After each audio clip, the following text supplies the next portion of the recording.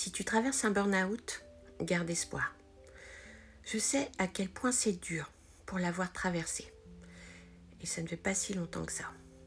On a parfois l'impression de mourir intérieurement. Comme si une partie de nous s'effondrait. Mais ça va être pour laisser place à une autre version de soi. Et ce passage-là, il demande du temps. Alors oui, on passe tous par là, on se débat, on a l'impression de couler. On veut même se cacher parce qu'on a honte. Et souvent les autres ne nous comprennent pas vraiment. Mais ce que j'ai envie de te dire, c'est garde espoir. Parce qu'en toi, il y a une force que tu n'imagines même pas. Et petit à petit, tu vas la découvrir. De toute façon, après la nuit, il y a toujours le jour qui se lève.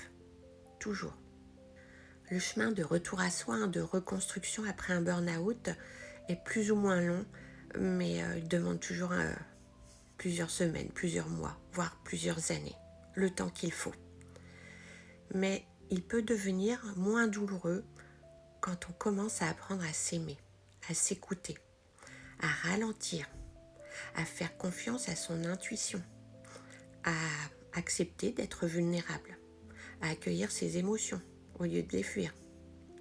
Et puis petit à petit, il y a quelque chose qui va se réaligner en toi.